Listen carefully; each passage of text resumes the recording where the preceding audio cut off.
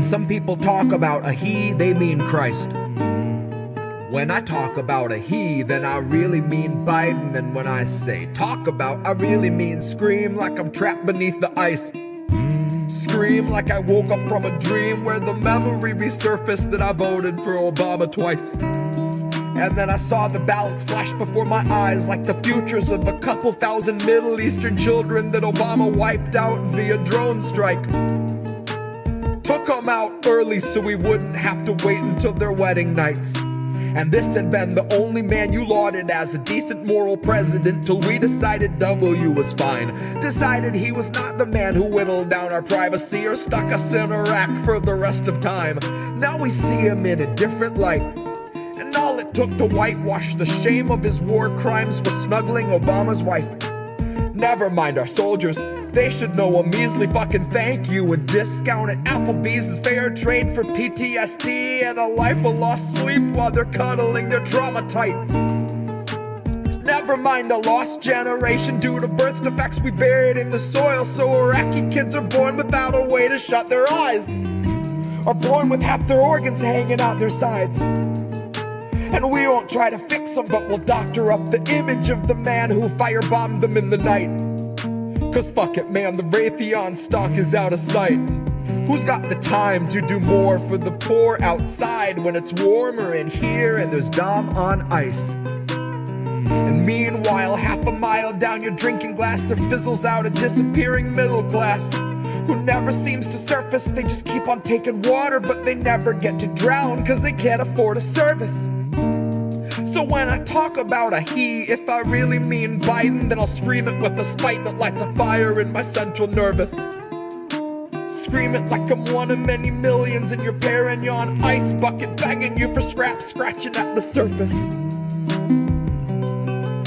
Who never seems to surface.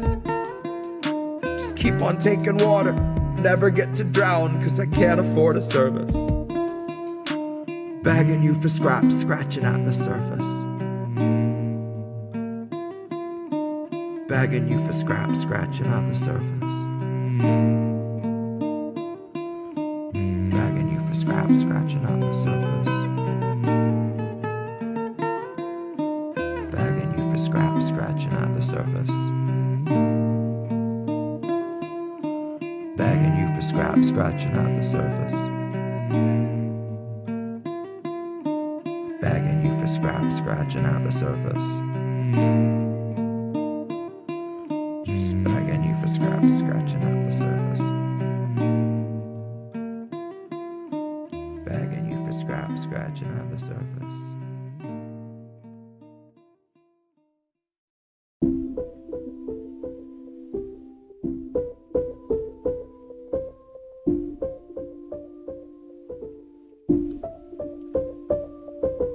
They won't let you go, set you free, or send you home.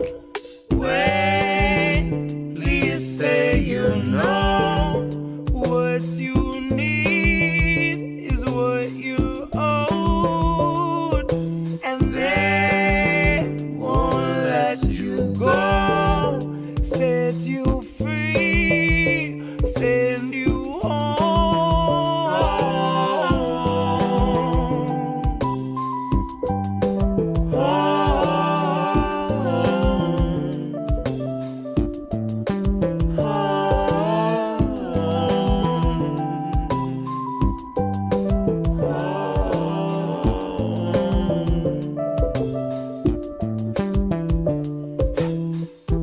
I was close enough to smell the fire.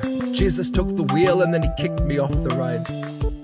I was busy shouting at myself from in the crowd, about to throw down and drag myself outside. Wheel and then I had to give myself the business. When I show myself forgiveness, it goes right between the eyes. Was looking past my shoulder, never focused on the prize.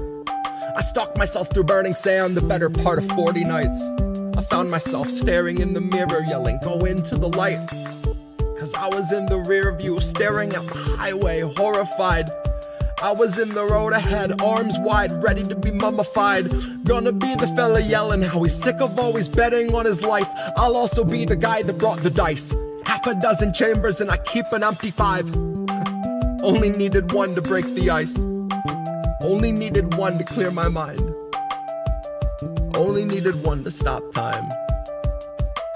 Wait, please say you know what you need is what you owed, and they won't let you go. Set you free, send you home.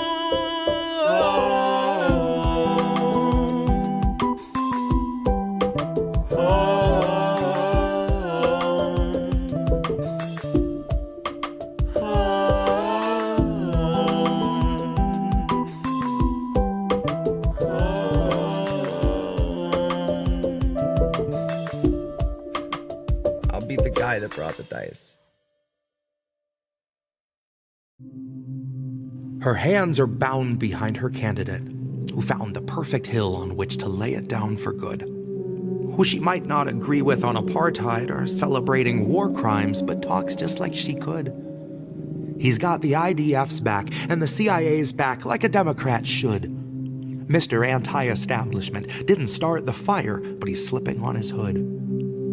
Her voice is grafted to a candidate who might not always speak for her, but what is she to say? Why bother harping on an issue that Americans won't listen to? It seems like such a waste. But what activism is saying they don't give a shit, but if I don't, why would they? So way to rob yourself of agency, then chain yourself to genocide and look the other way.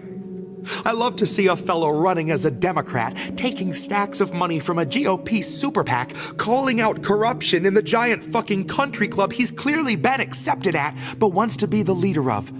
He knows which way the money runs, knows it paves a leader's path, and human rights for Palestine historically don't lead to that.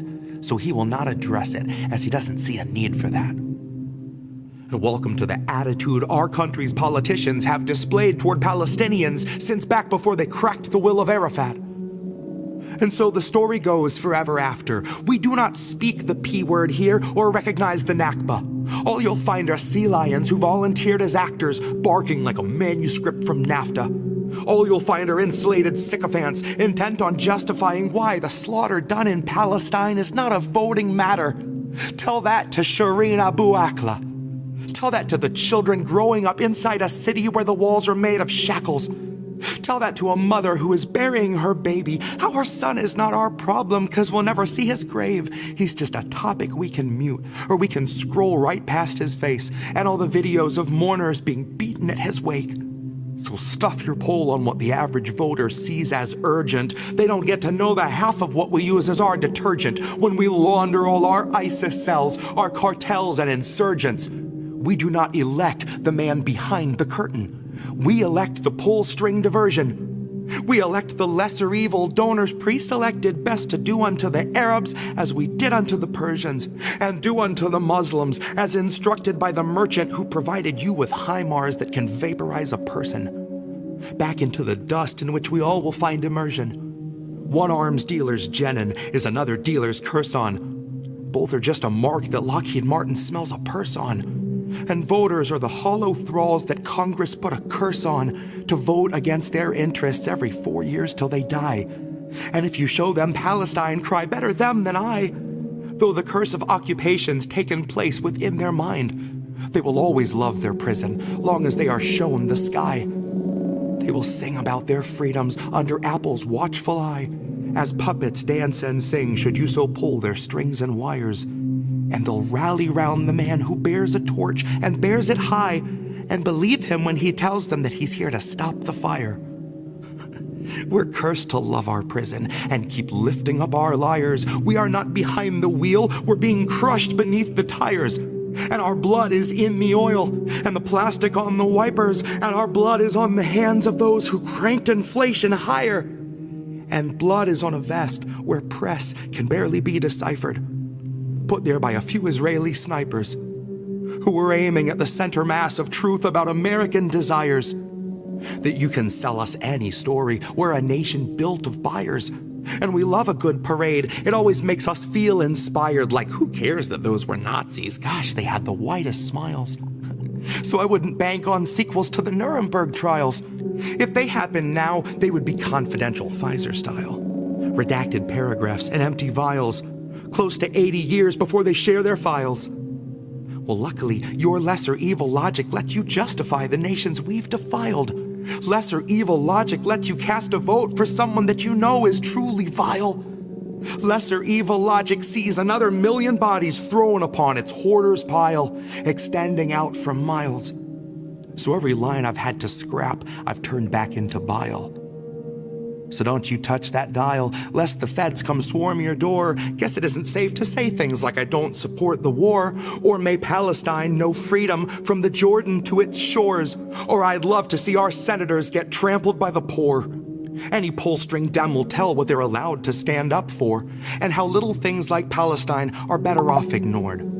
You can call it voter outreach for some desperate remoras when the shark from which they get their scraps starts polling on the floor. And the shark says those who live beneath a brutal occupation should be thankful for their freedoms and their rubble and their gore. And I swear it only makes those bottom feeders love him more. One in particular is beaming for her candidate who found the perfect hill on which to make his final stand. And she will not be deterred by all those pesky little war crimes, will not be deterred by his support for stolen land. He helps her come to terms with how to spin an occupation, and forgiving the oppressor is the democratic way. She says her voice is grafted to the candidate who speaks for her, and every time you pull her string, she's nothing new to say. Anybody who's deliberately targeting civilians, they should be prosecuted and they should be jailed and the key should be thrown away. But, you know, I don't see any proof of that. He really does believe this, guys, to his soul.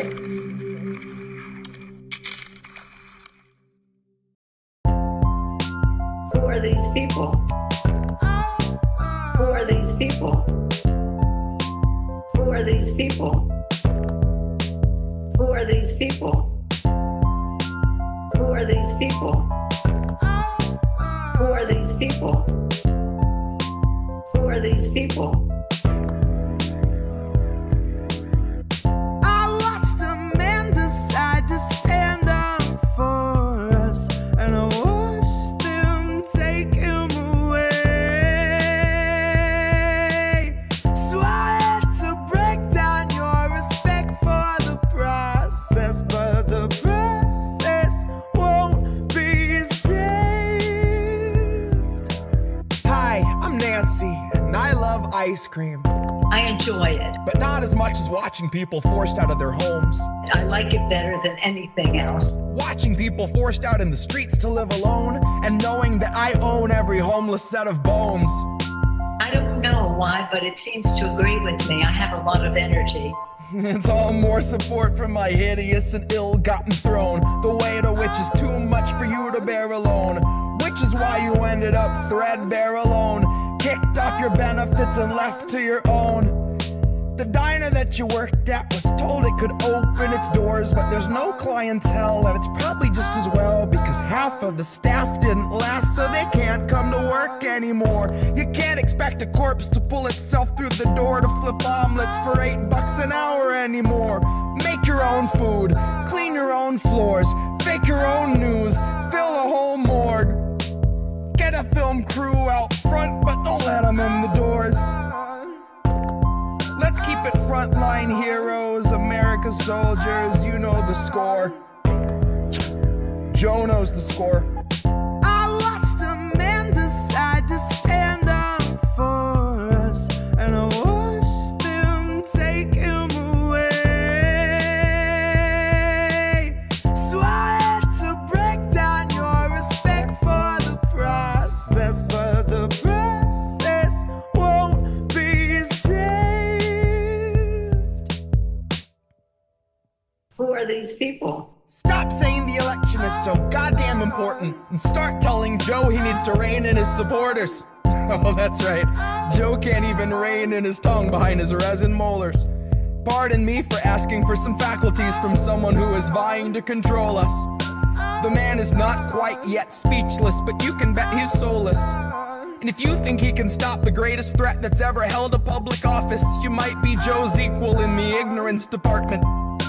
but I can guarantee you we will finish what we started. A rabid coalition of activists and politicians, sex workers, educators, artists. Those of us who followed Bernie so close and fell the farthest, who will not falter until all of us are cared for, regardless of whether it would turn a profit. Now I am not a leader or a teacher or a prophet, but I am here to proudly say today is the day I start campaigning for the role of Speaker of the House that we will build from the bones of the old Congress. And when I say bones, I do not mean framework or stones, I mean literally bones of the old guard keeping us from progress. Tonight's the last dawn before things get their darkest. Tonight's the last dawn before things get their darkest. Who are these people? The calm before the storm, the calm before the harvest. Oh, that's right. Oh, that's right. Who are these people? Tonight's the last dawn before things get their darkest.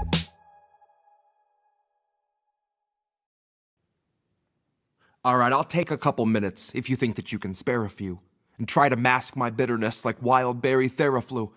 Sometimes I find things bearable, I really do. Sometimes I'm marigolds and baby blue. Sometimes I make it 20 minutes without thinking to myself how those who chose to starve you will not take the time to stay and bury you. No chariots will carry you to Arlington or Xanadu, come lay you in the vacant space that sits beneath your panic room. So this one's for the native graves on which we laid some tanning booths that closed within a year and changed to mom and pop Italian food. That got pushed out for Pizza Hut, which got shut down for safety codes, and in the end the building was demolished for the danger posed. Now there's just an empty field where little vegetation grows, where now and then you'll think you hear the wind when there's no wind that blows. Maybe that's the echo of the laughter of the natives when they see how we can't feed ourselves or fashion our own winter clothes. Watching us like human moths all drawn where'er the ember goes, with all the sea a garbage heap and mountains stripped like centerfolds.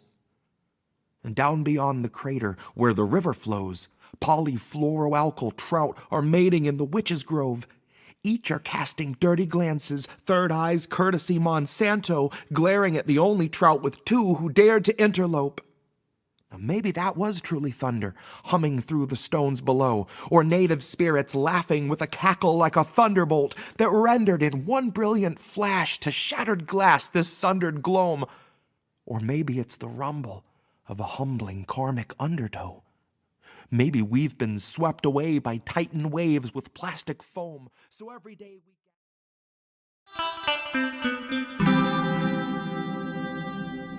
Who are these people? Hey, who are these people? We're here. It's Sunday. It's Indy. I got Reese sitting next to me. Sort of. What's up, Imp?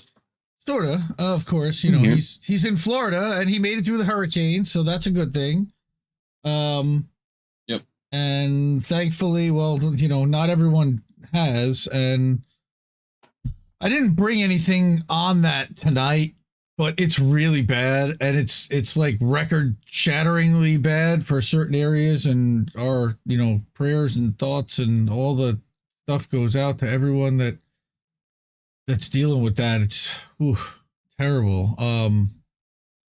I know, you know, you had a bunch of people that were hunkered down to begin with all week, and then it didn't go where they thought it was going to go. And the places it hit, I know, you know, South Carolina, bad. Asheville, North Carolina, they're talking a month before they may get clean water back there. Yep. Oof. Levels sound okay, both sides. We should both sound good, equal. If anyone is too loud, just let me know. All right. Well, we have got a hell of a, how do we miss that tonight? We got some quick hits and then a couple of articles and stories I, again, didn't really hear very many people talking about, or just kind of a glaze over, but not much. The first stuff, I think there'll be a few things that you probably have heard of and heard about, but I still wanted to mention it because it was noteworthy. But We got Julian Assange. We're going to talk a little bit about Julian. We're going to talk about childcare and fluoride, Gaza, but not really Gaza as much. I mean, we don't want to take our eyes off Gaza. We know what's happening, but the West Bank is being bulldozed. So we'll have some of that. And then, of course, what happened in Beirut and what's happening in Lebanon right now. We're going to talk about that as well. Why wouldn't we reward Israel and give them even more money? Yeah, that's what we should be doing. No, we should not be doing that, but somehow we are. And then we want to talk about this port strike. Also, Columbia University back at it. And then, we're talking about the port strike and Boeing workers still on strike. And we're going to cover some stuff there, too. So a lot of stuff to get to. We didn't do an INN News this week because Reef was literally staying in a hotel room that night. Yep. What else you been up to, man? You haven't said much in a week. That's pretty much it. That's what I've been up to. He's had a forced hurricane avoidance. Forced week of vacation, non-streaming. So welcome back. Yep. He'll be back on Wednesday night for INN News with Colin too. But I hope, unless they throw another storm at me, which is possible. Yeah, you know what? We'll see how that goes. I heard something about late week or something. Yeah. Me too. Of course. Okay, hold on. Now I just realized that's at the end of the show and not the beginning. Let's go back. All right. We'll do it live. Fuck it. No, we're not doing it live. We're doing it. We already did it live. All right.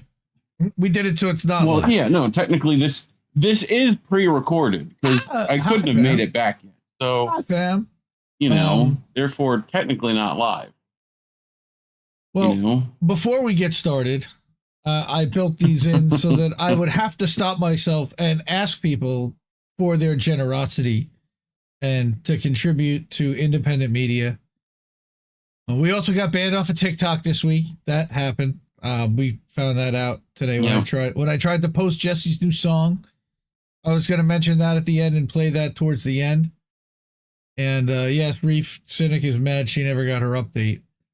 But we got a nice I thought I did. If I didn't, I'm sorry. My apologies. We got a nice hookup from Carnival Hill to the PayPal this week. We also got a re-sign up from James Arkazewski over on the Substack. So thank you so much. Really appreciate all the support. We need it all. Every dollar counts. All right. First quick hit is that Consortium News is writing a book about the reporting on the Assange case. And it's not just about the 4 years, but actually about the 14 years. Because they have it documented that, like, from 2010, who was the founder of Consortium News in 1995, all right, Robert Parry wrote a piece called Journalists Are All Julian Assange. All right, and this was way ahead of the story. Quote, whatever the unusual aspects of the case, the Obama administration's reported plan to indict WikiLeaks founder Julian Assange for conspiring with Army private at that time, Bradley Manning, now Chelsea, to obtain U.S. secrets, strikes at the heart of investigative journalism on national security scandals. Right? I saw they did, Consortium did a great thing on David McBride today. People should go check that out. They did, for sure. You know? Yep. Consortium was there every step of the way during his 4-year legal battle to avoid extradition.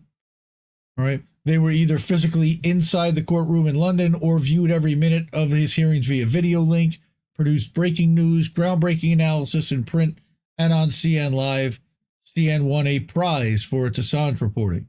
That's the Julian Assange Award. Also, not just for that reporting, but for all of its reporting, they are, of course, Indie Media Award honoree, inaugural class 22. The book will provide both an overarching and a detailed history of the political and legal aspects of his long struggle against a repressive state trying to silence him. It will be called The Julian Assange Case as reported by Consortium News. Very on the nose title. You know? Yep. Not subtle by any means, but happy that Kathy and Joe Loria and Elizabeth are all coming together to put this together. That's really cool. But not only that, we got more news this week about Julian, and I hope y'all are ready Tuesday morning, because Julian Assange to address Council of Europe following confirmation of his status as a political prisoner. This is a WikiLeaks Julian press. that fucked up the Icky Leaks. Dicky Leaks, Licky Leaks. That's right. Right. So this was announced on, I think, Tuesday morning, that a week from then he will be in Strasbourg, France, to give evidence before the Committee on Legal Affairs and Human Rights of the Parliamentary Assembly of the Council of Europe, which is scheduled to meet at 8:30 a.m. to 10 a.m. at the Palace of Europe. So that's like going to be 3:30 in the morning, New York City time-ish. This comes following the release of the PACE inquiry report into the Assange case, authored by Rapporteur. I'm not even going to bother trying to go after that one. The report focuses on the implications of his detention and its broader effects on human rights, in particular, freedom of journalism. The report confirms that Assange qualifies as a political prisoner and calls on the UK to conduct an independent review into whether he was exposed to inhuman or degrading treatment, which we all know he was. So Sunna Eversdotter, that's the investigator, serves as the General Rapporteur for Political Prisoners and is the chair of the Subcommittee on Artificial Intelligence and Human Rights within PACE's Legal Affairs Committee. She emphasizes how Assange's case is a high-profile example of transnational repression. Yes, countries overreaching and trying to exert legal authority into other countries. Correct.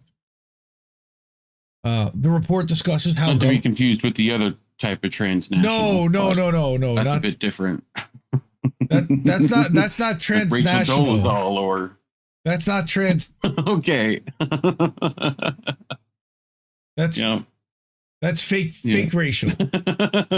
Fake racial. Transracial, yes. All right. Exactly. But transnational. That's when Australia suddenly wants to be China or something. Hey, not that there's anything wrong with that. The report discusses how governments employ transnational, they employ both legal and extra-legal measures to suppress dissent across borders, which poses significant threats to press freedom and human rights. They also look the other way as Israel bombs journalists' houses and destroys their families. Yep. That's another story for another day. Continuing with the WikiLeaks post, Julian Assange is still in recovery following his release from prison in June 2024. He's attending this session in person due to the exceptional nature of the invitation and to embrace and support embrace the support received from PACE and its delegates over the past years. It's nice that he's saying thank you to somebody by doing something. That's great. It's a good start. I can't wait to hear the rest. I'm so excited. Yep. Like jumping through my shoes. PACE has a mandate to safeguard human rights and has repeatedly called for Assange's release when he was in prison, as have we all. He will give testimony before the committee, which will also hear the findings that his imprisonment was politically motivated. Again, no surprise there. The hearing marks Assange's first official testimony on his case since before his imprisonment in 2019. His appearance before Europe's foremost human rights and treaty-setting body emphasizes the broader implications of his case. I would say so. Stella says that, that Julian will be in Strasbourg and it will be an exceptional break from his recovery as they invited him to provide testimony. And Stefania too says it's so good news, such good news to see him, that we're going to see him. I think she might even travel to Strasbourg to meet him in person. She wrote a tweet about something about seeing him in person for the first time since 2010. And I'm like, if so, please give him a hug for all of us, like, for real. It's so cool that, like, we have access to be able to talk to somebody like her. Just wow. All right. Freed Julian Assange. Freed Julian Assange. You know, there have been a couple of celebratory kind of things. There was one in New York City. A bunch of activists got together. I heard about another one recently. I think it might have been in Sydney. And that's great. You know, all the activists, you know, I know Misty did a show to celebrate the people who brought all that together. And again, very cool. And I cannot wait to hear what he's going to have to say. And that's going to be emotional just to see him. All right. Yep. Anything else you have to add to that one? Because I know you've followed quite a bit. No, not Okay. really. I mean, it's definitely, I'd be worried about going to France if I were him. Like, I would not want to leave the country that he's in right now. But that's just me. That's what Cynic is saying. I would be so nervous if I was Julian or going to France or, well, anywhere. I couldn't stop looking over my shoulder. And I kind of agree with you there. Of course. And especially because I think that they might have told him to really just disappear forever. And if he's not planning on doing that, wow. That's what we were expecting from him, honestly. So it's good. It's good to see. All right. This is a short article. I pulled snippets of. The link will be in the description and the Substack afterwards.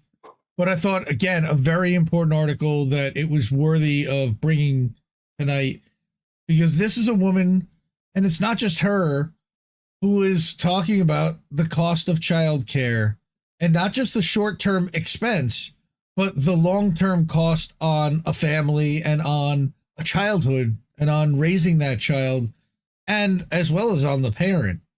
All right. I thought this was a really important story. And Colin also, when I showed it to him, he's like, yeah. Every time I was reading a sentence, I was like, yeah, I guess I need to bring this one. So, Iletha Jones, in OtherWords magazine, which is a lefty publication, says, my family is still financially recovering from the birth of my daughter 14 years ago.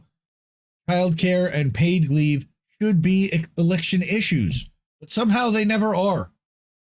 I mean, I remember we got the family leave, the Paid Family Leave Act, right? That was 1996, I believe, with Bill Clinton. That's right. like the Meanwhile, FLRA. other countries, FMLA, family 2 leave. years paid family leave plus paternity leave plus, you know, like paid, God forbid.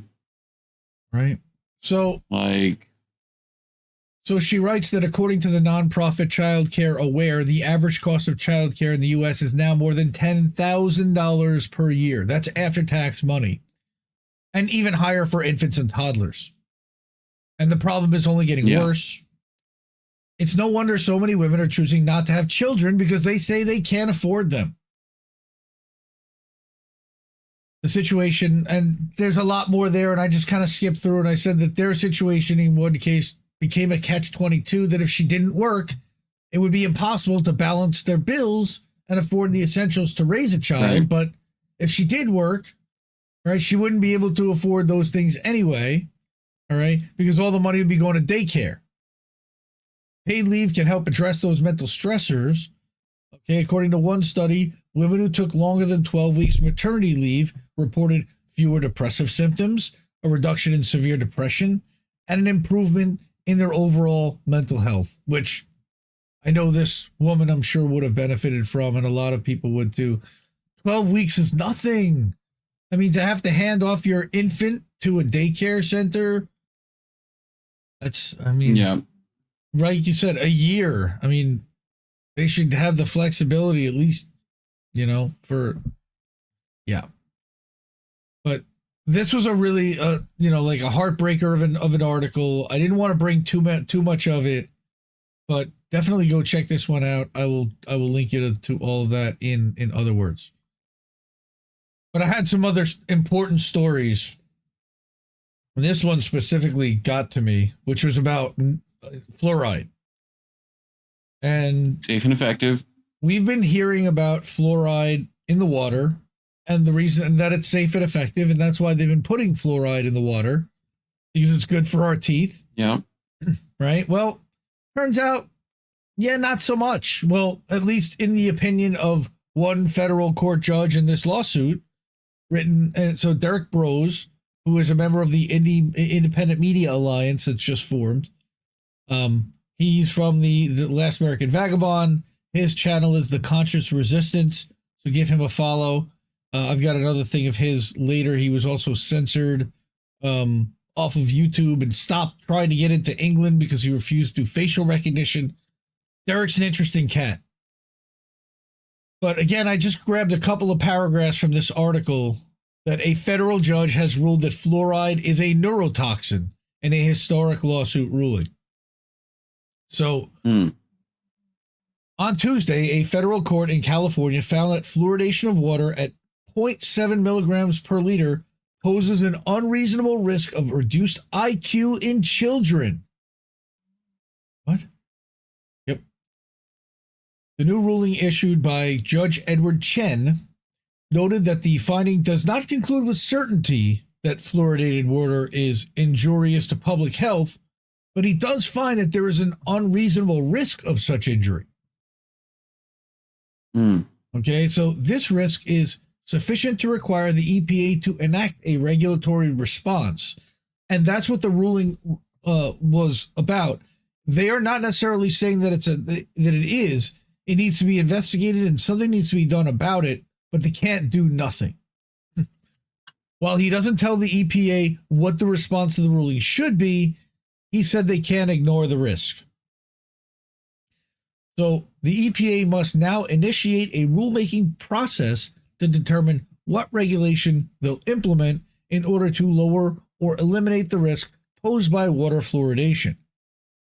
I remember we covered an article here 3 years ago from Erin Brockovich about fluoride being bad and the mass fluoridation because people were being poisoned in some cases and getting way too much fluoride if they were drinking the standard amount of water that you were supposed to drink.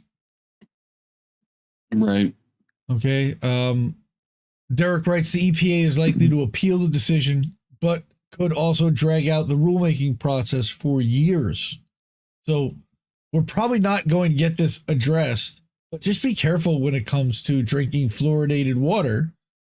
The Fluoride Action Network believes that the most effective way to eliminate this risk is to end water fluoridation and ban the practice altogether.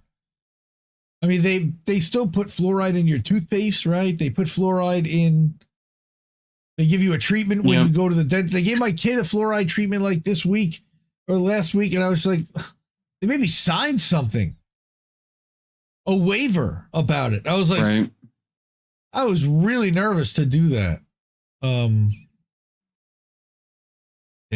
Yeah. All right. Well, this is why you don't drink any water and only drink Dunkin' Donuts trademarked hummingbird fuel. Yeah, and where do you think? And what do you think brews that? Like that's definitely the healthiest option, I'm sure. You know. So continuing with Derrick, I grabbed 2 more slides, and again, there's a lot more to this article, so please go check it out. It's really important. But that the ruling comes on the heels of the release of a long delayed and censored report from the U.S. National Toxicology Program. No big deal, right? No reason to censor that. The NTP found moderate confidence that fluoride exposure is consistently associated with lower IQ in children. We're literally dumbing down our kids. Well, I mean, you know, Disney's doing that enough, so. But what?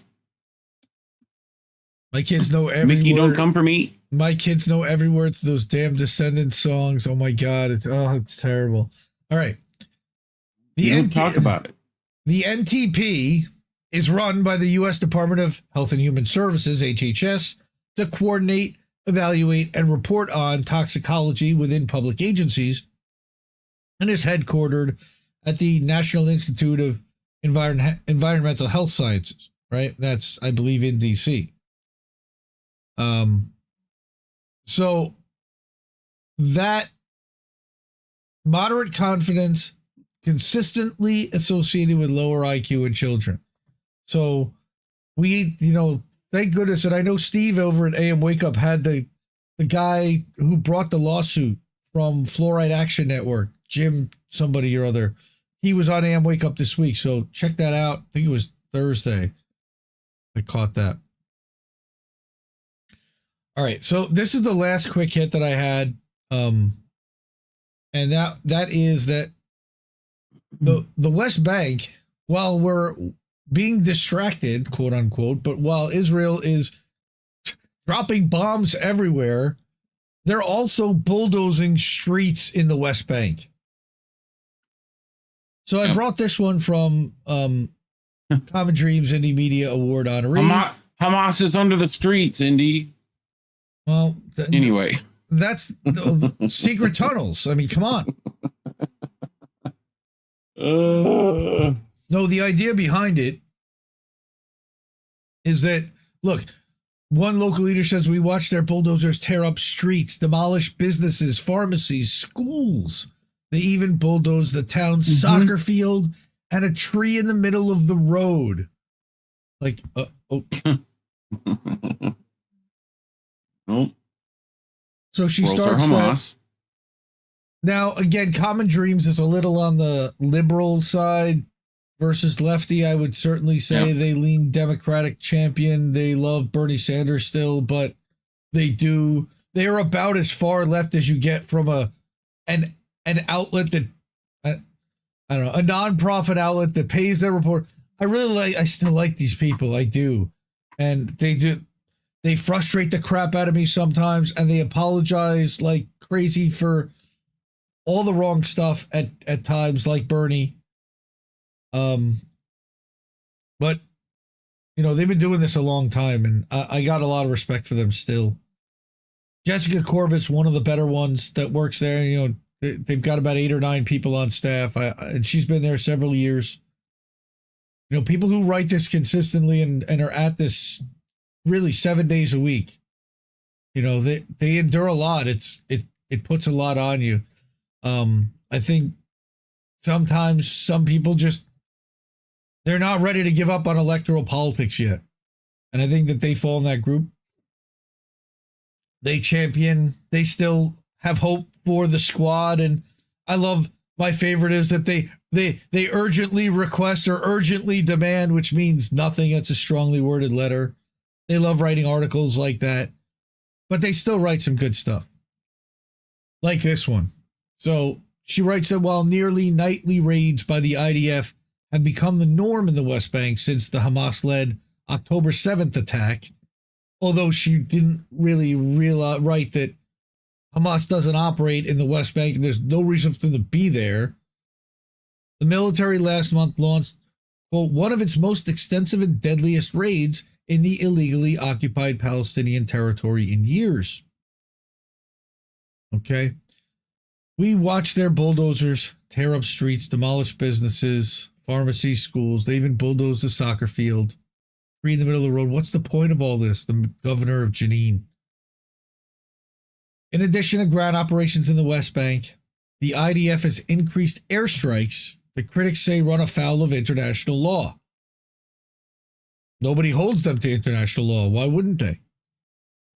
The military, of course, defended the strikes, because they always do, and told the Times that in recent raids, troops found weapon stockpiles and killed or arrested dozens of militants, but also caused some unavoidable harm to certain civilian structures.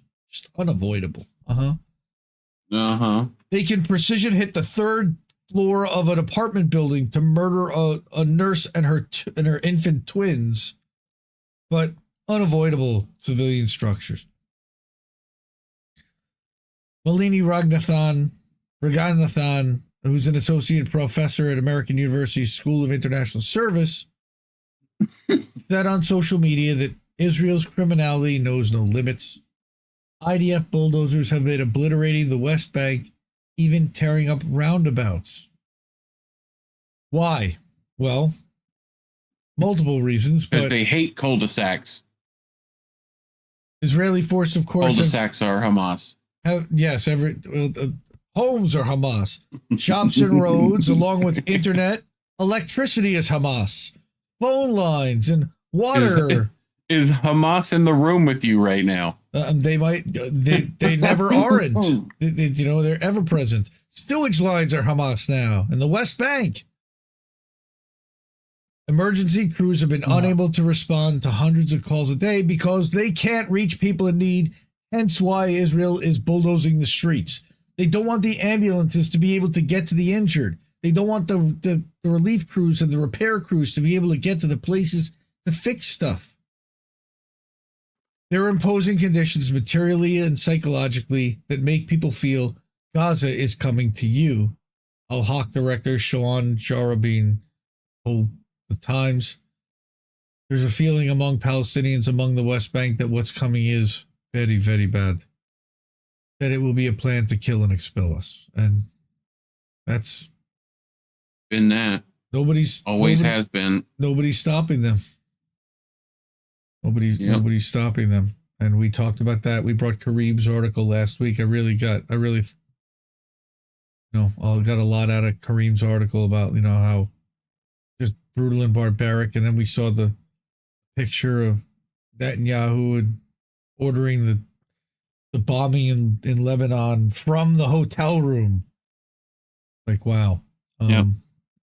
Well, reporting on stuff like that is why we are censored and demonetized on YouTube. Although my channel on Indie at INN is actually still monetized. You could drop a super chat there. I would prefer it. The most optimal way to do it is via that Cash App, that first link there, or via Ko-fi.com/Indie News Network, INDIE. All those are also in the scrolling ticker at the bottom. They're in the description. Any way you can do that, we really appreciate it. Even that QR code up there, if you've got a cell phone, you open up your camera app and you shoot it at that thing, it'll open up a URL. You tap that, it'll show you, it'll open up Cash App for you.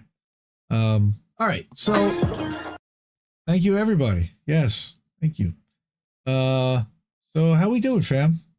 We got good amount of people here. Golden Monarchs here. Global Solidarity. How are you? Cowboy Kitty, my brother. God, Indy's going through puberty, sounds like. Oh, man. No, you know what it is? I'll tell you, my daughter woke up this morning. She sounded like Bobby Kennedy. Sure. Never good when a 9-year-old sounds like that. So I'm guessing she probably gave some of that to me. We'll see. Yeah. It's been that wouldn't have been from screaming all last night, I'm betting, but it's been a fun weekend. Was there something last night? No, I'm kidding. No.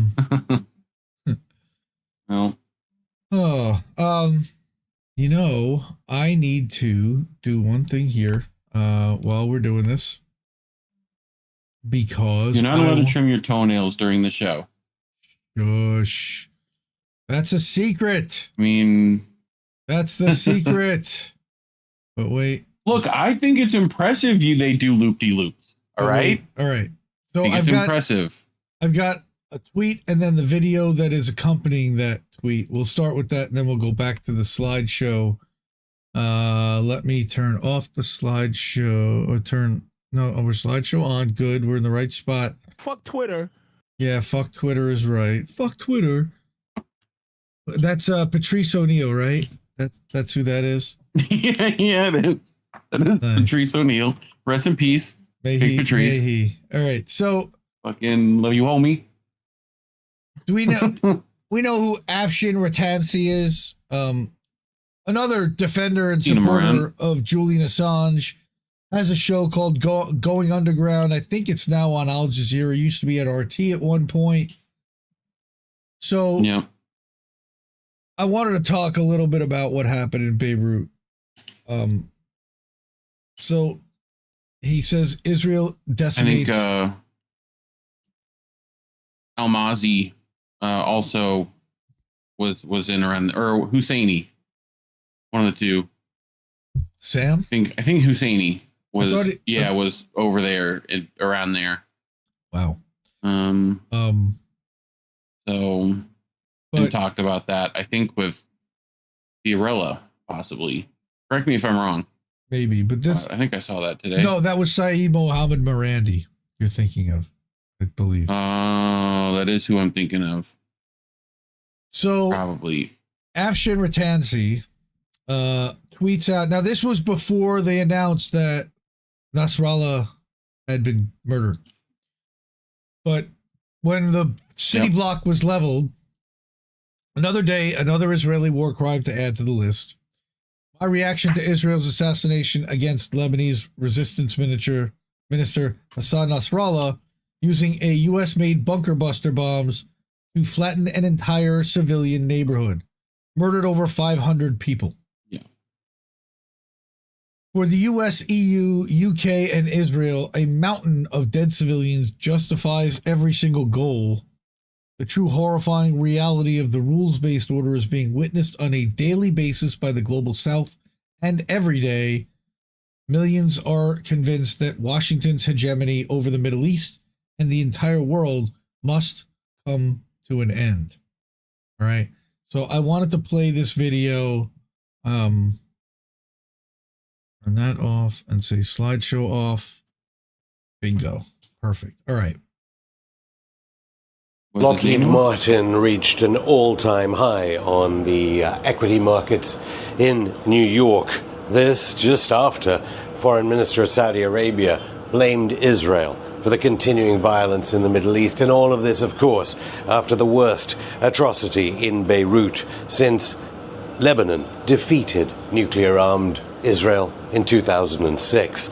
The rumors flooded the internet that this was a strike on the leader of Lebanese resistance. Anyone wants to know who HASSAN Nasrallah is, look up an old interview that Julian Assange did with Nasrallah of the Lebanese resistance movement, and how he's very different, arguably, to how he's portrayed in NATO nation media. This has been a terrible atrocity, piling on the atrocities of the Israeli government. But the main issue here is, just as in the pager atrocity, lauded in NATO propaganda media as being innovative, not understanding that those tactics of supply chain interference will one day destroy ordinary civilians' lives in the capitals of NATO countries, there were American warships, there were American planes off the coast of Beirut ahead of that pager atrocity. And now we hear directly that there were planes, warplanes, surveillance planes, jammer planes, AWACS planes off the coast of Beirut, switching off their transponders on and off before the 2,000-pound American bunker buster bomb destroyed buildings in densely populated areas of the capital of Lebanon, Beirut, ostensibly for an assassination strike. The way the NATO propaganda media treat it as if this is completely normal. We should no doubt expect the enemies of Britain, the United States, and the European Union to have assassination strikes for revenge purposes because of what they've done to peoples in the global South. No, this is escalation and continued escalation. It's benefiting the arms companies, it's benefiting the donors of both parties in the United States, and just as client states like Britain use Cyprus and the Akrotiri base to enable and facilitate the genocide in Gaza and across Palestine, the United States is hand in glove with operations in Beirut, whether it be the pager atrocity or it be the destructive force of the 2,000-pound bomb in Beirut on Friday night. So, don't believe what Lloyd Austin says at the Pentagon. Even Israeli channels and Israeli sources are quoted in Israeli media. They inform the United States. And just to laugh at the way the United States is continuing to enforce the genocide, Netanyahu posed for a picture as if he gave the order for the atrocity in Beirut on Friday night, just after his speech to the UN General Assembly, when all those diplomats, when the global south, when most of the world who support Palestine, not the US and its proxy, walked out. Well, we'll have to wait and see. What will Hezbollah's next move be? Already, as I'm speaking to you, there are meetings convened in Tehran, and the cities of northern Israel, so-called, are already under it. Yeah. So-called. I had somebody at dinner tonight literally tell me that, oh, the Lebanese people are happy that their sovereignty was broke, it was breached, and that a 2,000-pound bunker buster murdered 500 of their citizens by Israel. And they're actually celebrating in their capital city. And they're celebrating. Oh my God, that they were celebrating. Oh my God. People are in La La Land. This is the brainwashing that comes out of corporate media, because they're only hearing this from one place. From the media that they watch. All right. They're being told this was okay. It was going after Hezbollah. Yeah. In a sovereign country. Right. Did they get Lebanon's permission to drop bombs? It's like they don't even know how to say it, and they're gonna but try and tell you what it is. They're saying it the way that Netanyahu says it. Hezbollah. That's how he says it. Hezbollah. Right. It's literally I mean, I just looked at them blankly, and I said, the sovereign. Why don't you just dust off the War on Terror, guidebook that y'all threw away when you said Bush was terrible? I said, this sovereign country is applauding Israel. A Muslim country is applauding Israel bombing them and murdering their civilians to take out a quote-unquote terrorist leader who isn't really a terrorist. I mean, I couldn't even get into that with them. The brainwashing is so thick. Yeah. But wow. I mean, this is what we're fighting. This is what we're up against. All right? And while that's all happening... Carlin puts it, when it's, Israeli freedom fighters, they're commandos or whatever. How does he put that? That's right. Arab freedom fighters are terrorists, and Israeli freedom fighters are commandos. That's exactly right. Right.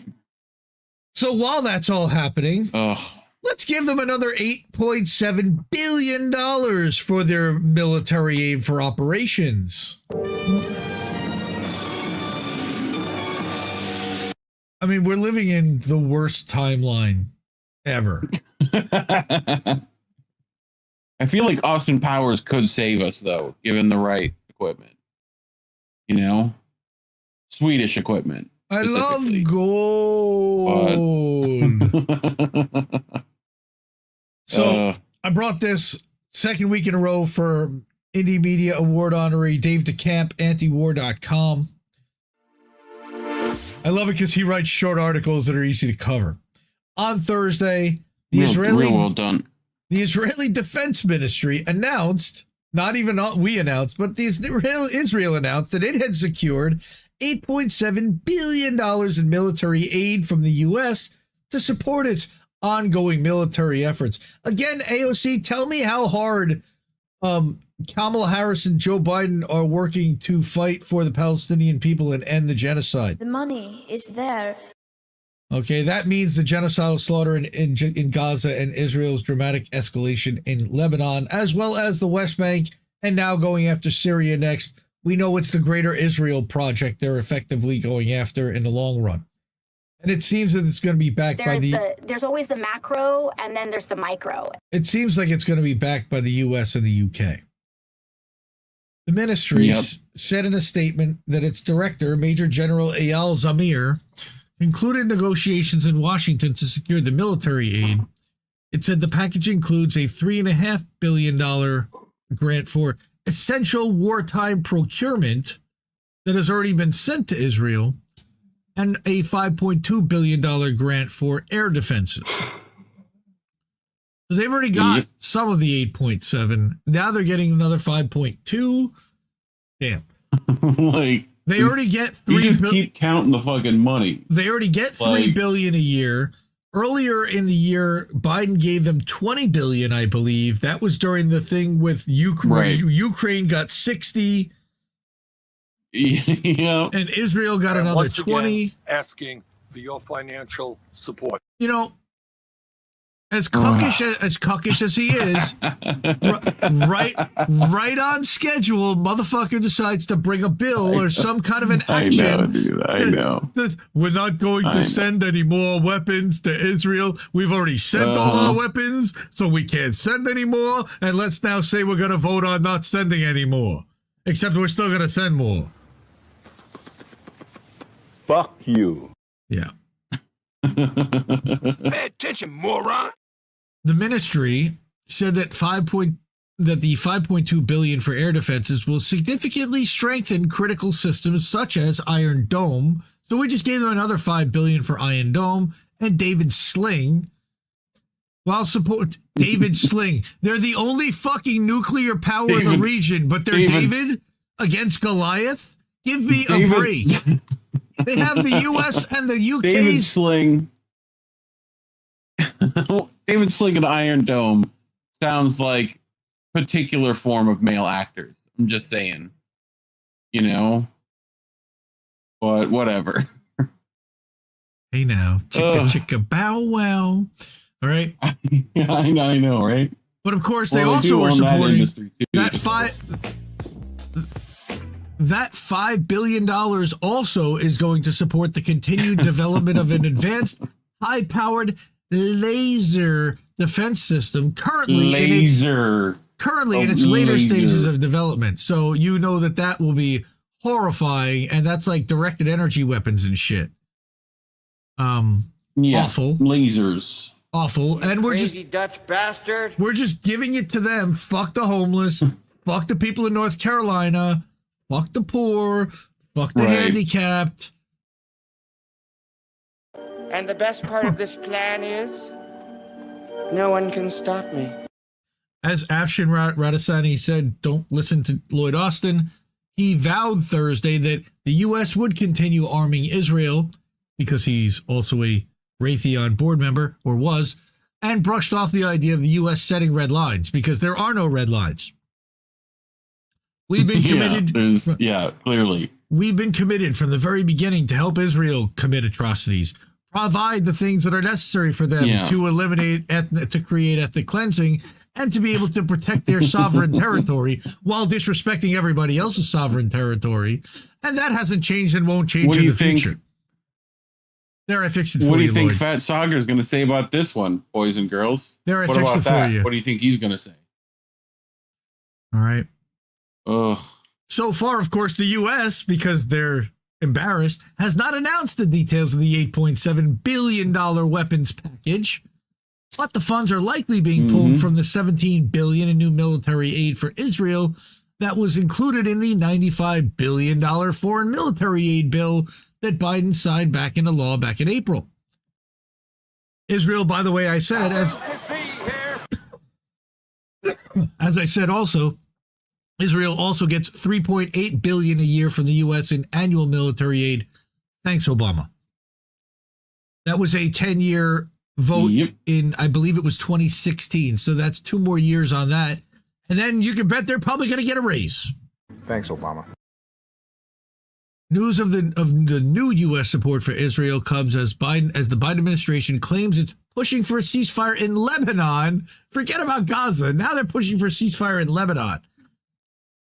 But the U.S. has not altered its support. Go ahead.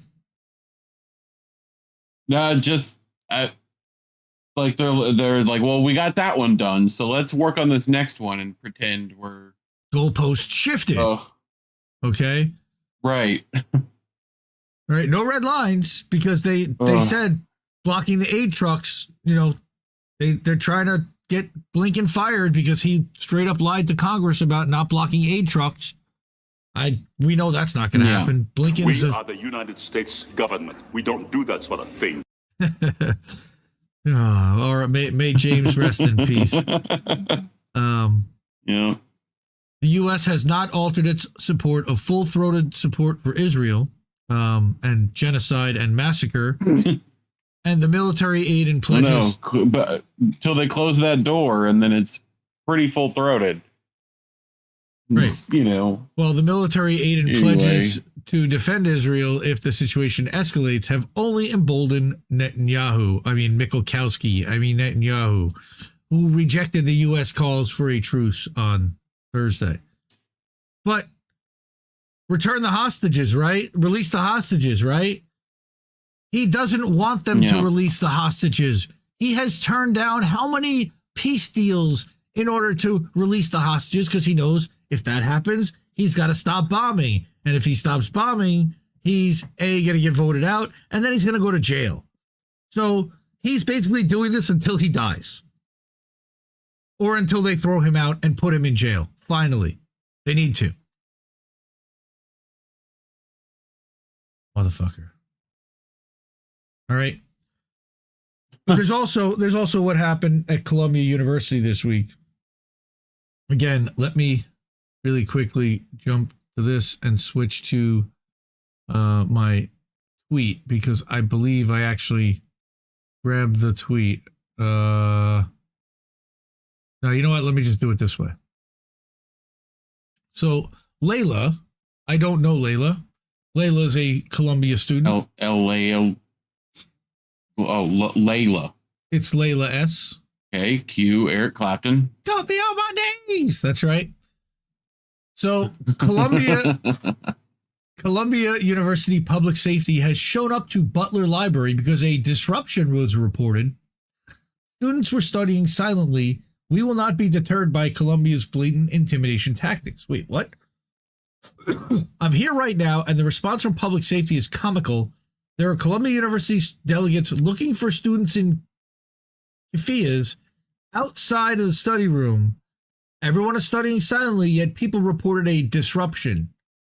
Let's see, what was the cause of the disruption? This is the cause of the disruption. The woman put on her laptop a printout that says, "While we're learning, Lebanon is burning." So she says, studying update. I'm at Butler, silently working on econ homework, while with a sign on my laptop and a keffiyeh on my chair, not even on her head, on her chair. All right. I was reported to Columbia University admin by students with opposing views. They asked the staff to kick me out of the library and said I was threatening. She was sitting there.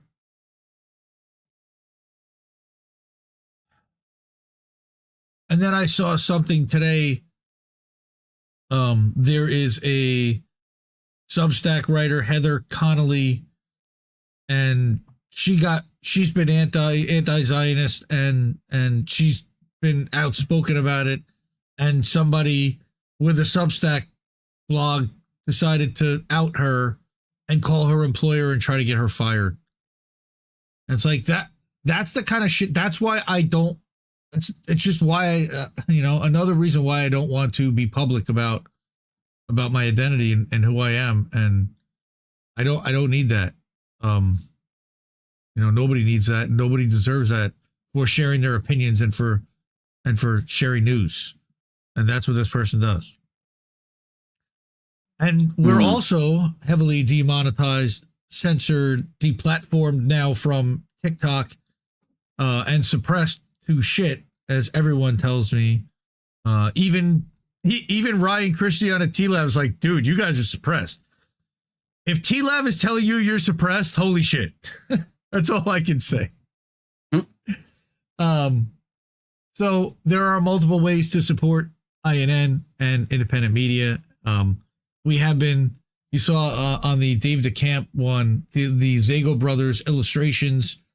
We're working with him to support. You know, we have them done for all the indie media award honorees. We were going to do that last week. We didn't do it this week. We're not going to do it this week again. But go check that out. And some of the money that you guys are supporting us with, we're giving to them to support them in their independent art.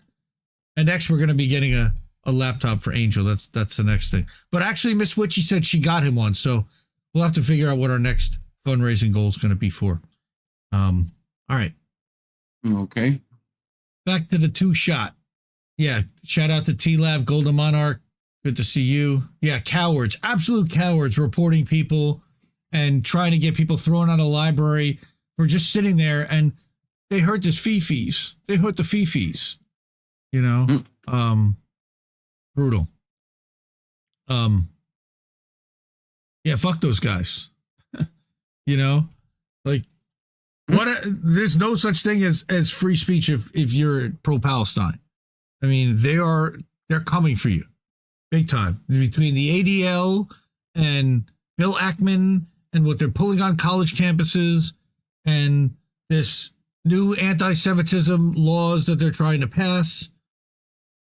I mean, they're really going for it 100%, and it's really scary. And with all the influence and the money and everything that they're doing, look, they're going to get Bowman's seat. That's one other thing that they just flipped to an AIPAC-friendly candidate or an AIPAC-friendly representative. Is that person's going to walk in? You know, the guy that got Hillary Clinton's endorsement, he's effectively just going to walk into the House, right? So, yes, we saw, by the way, Heidi, that circle jerk rally for Trump, and ridiculous. I also saw that there was going to that there was some good speeches at Rage Against the War Machine yesterday. Shout out to Russell, who gave a 12-minute none of the above speech. You know, basically, fuck all the elected leaders. You don't have to choose, and it was good. It was a little long on in my estimation to get to none of the above, and he never actually said vote for none of the above or don't vote for any of these assholes. It was just, you don't have to choose these people, but it was more like a choose somebody. You still can choose somebody, I guess.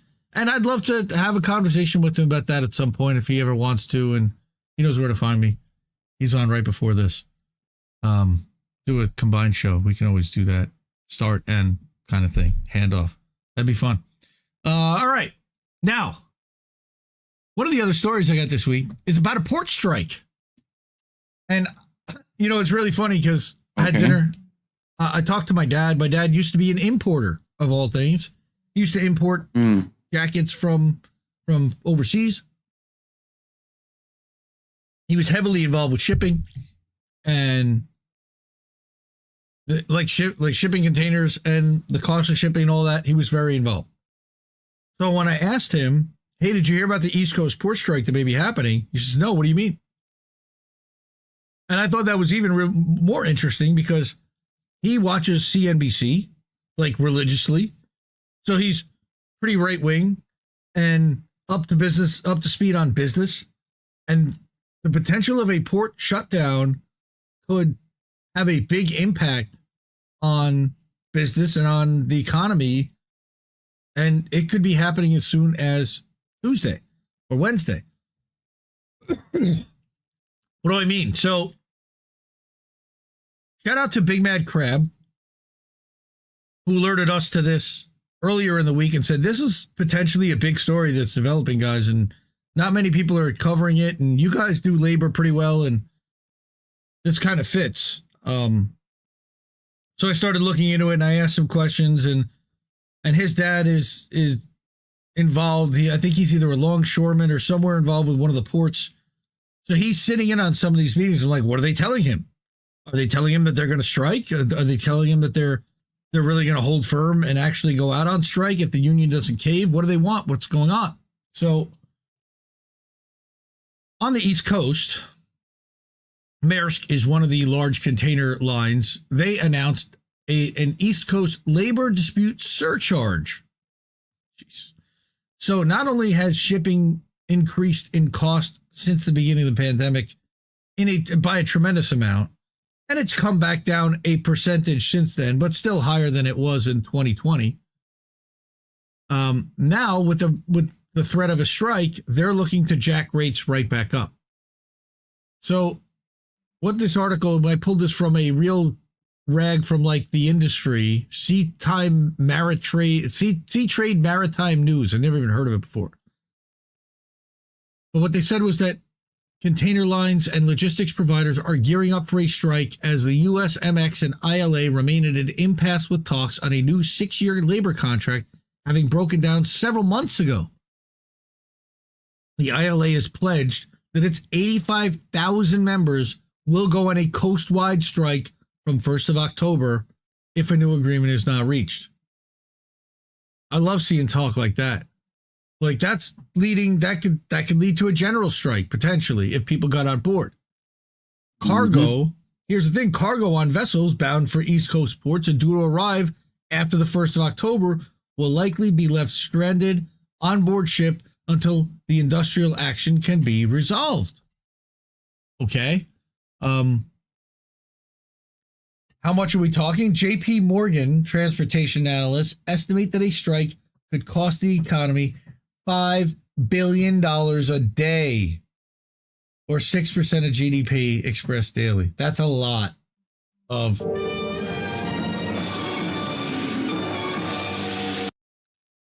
But more than that, Netanyahu? What? Where'd that come from? For each day, though, that the ports are shut down, that's a little late. That was earlier. Yeah. For each day the ports are shut down, it would take roughly 6 days to clear the backlog. So imagine the ports are shut down for 2 weeks. All right. That's 86 days-ish, 80-ish days just to clear the backlog. And then there's more backlog during this whole thing. It would be a massive mess if it were 2 weeks. But the dock worker strike looks set for the 1st of October. And because of it, all of these lines, and it's not just Maersk, but all the other ones are also now charging another $1,500 to $3,700 per container. Think about how many containers are on a ship. Per container, they're going to get an extra couple $1,000 for the potential of not having anyone to unload it. And it's sitting there for who knows how long. Unreal. Wow. But on top of that, I decided this morning that I wanted to look up what is corporate media saying to the public about this. Are they fear-mongering? And sure enough, of course they are. Oh my God, everybody panic. And they're even telling you what you need to run out and stock up on and buy more of in anticipation of an extended port strike happening. Now, my feeling and opinion is that if you're talking about literally a $5 billion a day impact to the economy, somebody's going to make sure the shit gets done quickly and maybe even in advance. I don't know if they can get it back to the table, but somebody's got to make sure this gets done. So everybody run out and panic. As of yesterday or 2 days ago, Dole Fruit Company and Chiquita Fresh North America get about 2/3 of all Bonan imports. Yeah, bananas. Watch for the cost of bonans. That's right. Watch for your banana prices to start going sky high. Because if they can't unload them... This is indeed a disturbing universe. Right? But also... I can't have bananas go up. Not my bananas. Any fruit that arrives after the what first... will monkey do? No. Any fruit arriving after October 1st will be condemned to the trash can. And all people who have invested in that business will lose a fortune. So the fruit companies certainly have a lot of incentive to make this happen. Thank you, Cowboy Kitty. Thank you, John H. Yep. With the Bonan, everyone knows I have. I'm not a Bonan fan. so they can all sit on the dock and rot, as far as I'm concerned. But drop your bananas in the chat. Bonans. But my kids love bonans, and my wife loves bonans, so no more bonans all for good monkeys. Anna. It just proves Indy is a lizard person. He doesn't like bananas. I am not a lizard person, and I deny that accusation, sir. Knitted and non-knitted Exactly apparel. what a lizard person would say.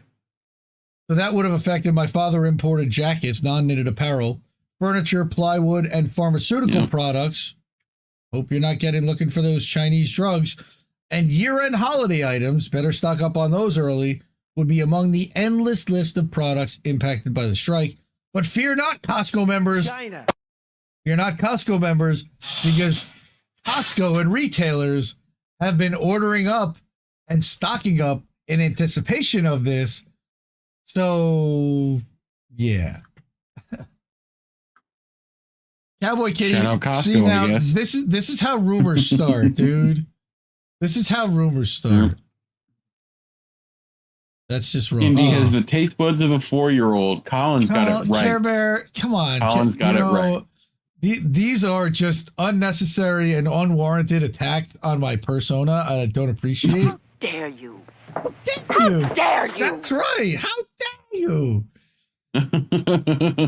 All right. And on top of all of that, the port owners are going to the NLRB and saying, hey, can you make sure that the employees, that the longshoremen come back to the table so that we can at least try to negotiate and get a deal done before the 30th? They've had months. East and Gulf Coast port but they're going to play the employers- victim. Right. So, but on Thursday, they raised the stakes in negotiations, asking the NLRB to order the union back to the bargaining table. Their lawyers said in a press release, due to the ILA's repeated refusal to come to the table and bargain on a new master contract, because you haven't come and increased your offer at all to bargain with. USMX filed an unfair labor practice with the NLRB and requested immediate injunctive relief, requiring the union to resume bargaining so that we can negotiate a deal. I am altering the deal. Pray I don't alter it any further. Talks between employers and the ILA on a new 6-year master contract covering the 25,000 union employees in container and ro-ro services at 36 East Coast and Gulf Coast ports broke off in June over wages and benefits and the introduction of technology that would automate some dockside services, meaning the elimination of more jobs for automation. The ILA has called for a strike on both coasts when the current contract expires at midnight on Tuesday, and that's Gulf Coast and East Coast. The West Coast got it done last year, and that's the other reason for the strike, and I've got another article talking about this. But the NLRB filing, by the way, would not affect the strike deadline. So even it's just a parlor game. They're just trying to build some PR here, going, please get them back to the table. No, you haven't offered them anything more to bring them back to the table. Now, again, Common Dreams, they published a good article about this. They're warning the AFL-CIO, which is a big labor organization, is warning the House GOP, because when I asked my father about this, what do you think is going to happen? He said, oh, the government will just get involved and shut it down. That's the first thing that he said. He may not be wrong. No, he may not be wrong on that. Unfortunately. So Olivia Rosane, who is a board member at Common Dreams, publishes that the AFL-CIO warns the House GOP, don't interfere with the longshoremen's labor battle or else. A potential strike would see between 25,000 and 50,000 workers walk off the job on Tuesday at 36 locations along 14 East and Gulf Coast port authorities, including 10 of the busiest ports in North America. Here's the thing. The union wants substantial raises to cover the cost of inflation. While West Coast port workers, again, last year, won this. Last year, they now make a base wage of $54.85. Their East and Gulf Coast counterparts only make $39 an hour. The ILA is also demanding better health care and a promise not to install more automated or semi-automated terminals at the ports, which of course eliminates the more union jobs. However, negotiations between the union and USMX broke down in June when the ILA said that USMX had already begun using an automated gate to allow trucks into ports, which was in violation of their current contract. And they still are doing that, by the way. Funny. So, we're sorry. What's happening again is that people are expecting that the ports are going to rely on Taft-Hartley on the government to impose, that this is national security. You can't stop the ports. Relying on Taft-Hartley is not a winning strategy and shouldn't be USMX's expected path to resolution. All right. And that's the TTD. I don't remember exactly where TTD is. If you look at the Common Dreams article, it'll tell you. The Biden-Harris administration has already stated in their own words, we've never invoked Taft-Hartley to break a strike and are not considering doing so now. No, they just didn't allow the railroad workers to go on strike. Right. Right. Like, and these they never stopped strikes. C's list of strikes they stopped. Like, and the TTD also adds that USMX is the one that are to blame for the risk of a strike. The employers, not the workers, have shirked their responsibility and punted negotiations to the 11th hour when the damage to the public and the national supply chain would be the most detrimental. All right. They knew they were doing this. Yeah. While they seek to cast blame on the frontline workers who move our supply chain, they're the ones that are at fault. They hold all the cards. They could come back to the table with a better offer at any moment. They choose not to. Right? Where else are you hearing about the port strike in independent media? Not too many places. And because of it, we don't get love in the algorithm. We don't get the support that other larger channels get. We love them. We appreciate them, but we don't get what they get. And we are completely user funded. We work on a value for value system here. Thank you, Steve Poikinen. Somebody asked what's a permanent Poikinen. I almost spit my drink out earlier. The Pokemon. Clearly. A permanent Poikinen. Clearly a Pokemon. Would be if my voice was incredibly Poikinen. Raspy nonstop. Well, Poikinen. We covered that 6 weeks ago. Which he told me I needed to add more rasp into it. I performed that for him live, but that was great. Shout out to Steve. He's also part of the... I want to see a Poikinen Pokemon now. If there's anyone who would design it, I believe Cowboy Kitty in chat designs Pokemon characters. If I know my customers. Do it up. I want 3 evolutions. It's like Poikinen and Derrick Broze, then Whitney Webb. I want to see the Whitney Webb Pokemon. Right? That'd be pretty good. Speaking of, it's funny, the independent Who's that Pokemon? So to support Pokemon INN, or just INN, that Cash App $ Indie News Network is the best way to do it. ko-fi.com/Indie News Network. You got PayPal, you got Rumble. There's the way to sign up monthly on Substack. We also have Patreon. There's a lot of ways to support us. We made it easy and a lot, different methods. Really appreciate the people who do. Everyone on that list, we love you, and we really do appreciate all the support. What did I want to mention? Whoever you are, thank you. Right? Unless there's a whistleblower or an actual strike were to happen at Costco, I can only fairly speculate at least Costco isn't a cult, much like crypto. Costco, well, you could ask Kit Cabello about Costco. He worked there. He says it went well for him. It was a good experience. I remember correctly. They treat their people well, is my understanding. They've got a good starting base. They promote from within. Allegedly. They still sell their hot dog and a soda for $1.50, and they keep their prices low by basically only making money on their profits are solely off their membership fee. They charge them an annual membership fee, and that's where the bulk of their profit comes from. And they're cynic. They're great. I've been a Costco member since before I owned a house. And if you own a house, you need to have a Costco or BJ's. Trader's Joe. Oh, yeah, but it's bulk. Trader's Joe. You get much larger stuff at Costco for the most part. You can buy a 50-gallon barrel of mayonnaise. That's true. Mayonnaise. Yeah. Mayonnaise. Is mayonnaise an instrument?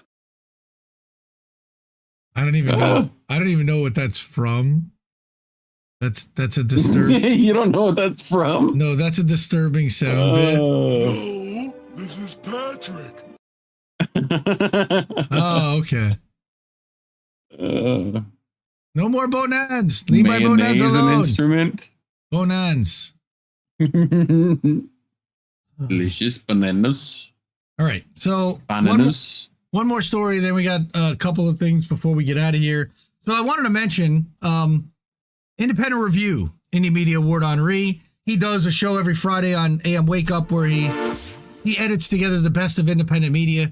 He also does a wrestling thing where he takes like the WrestleMania game and makes a Royal Rumble, but he makes characters out of independent media figures as well as the supervillains of the billionaire class. So, Klaus Schwab and Peter Thiel and Tedros from the World Health Organization and tons of them. And his name is John C. That guy, no, he wasn't in there, but there was a masked INN character that made an appearance this week and was sandwiched in between during the Royal Rumble. An entry in between Michelle Obama and Peter Thiel. And never in my life had I been able to say I was tagged in a tweet with Michelle Obama and Peter Thiel. I can't say that anymore. Check that out on the Independent Review on YouTube as well as on Rumble. The IRA, the Independent Review Alliance, is very funny. Steve Poikonen and number 6. Not to be confused with the other IRA, but right. Yes. Steve Poikonen and number 6 do off the cuff, completely ad lib commentary, which is hilarious. It's a good time. I know they played a good portion of it on Friday's AM Wake Up as well, and yeah, it was funny. All right, I got one more story. Like I said, this was about the Boeing workers' strike. Now, again, not many people talking about the fact that it's now been 3 weeks. Boeing workers walked off the job and have been picketing and on strike.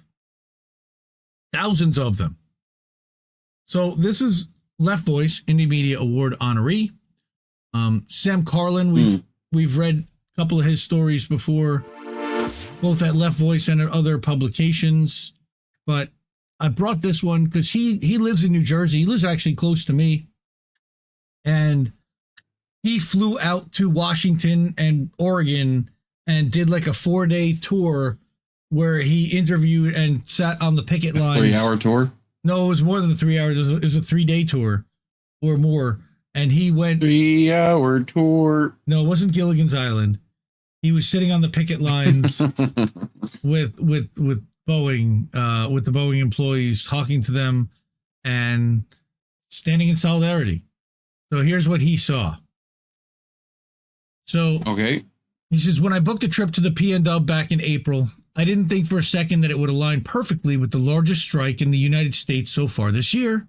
I just thought I'd be hiking and see the world's largest rubber chicken in Seattle.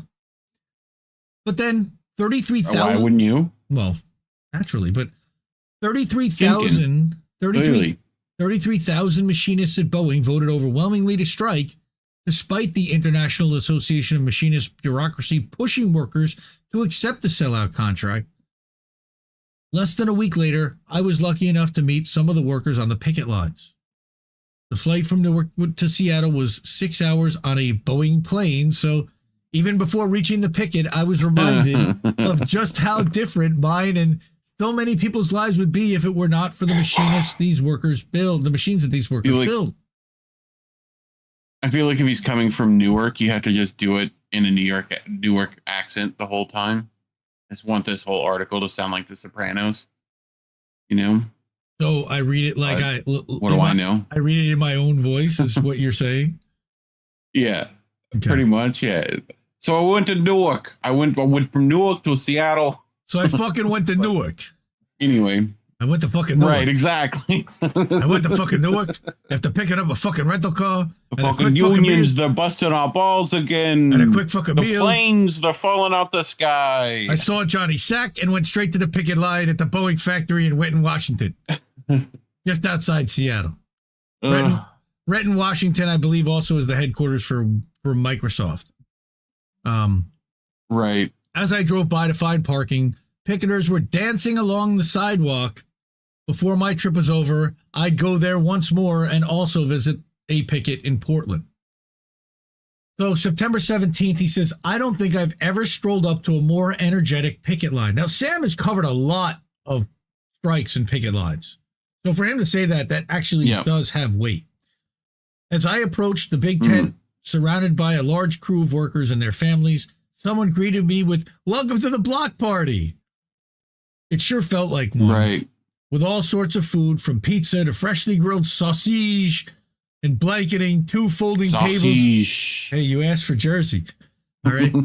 I know, dude. And blanketing 2 folding tables and loud hip-hop blasting from a speaker.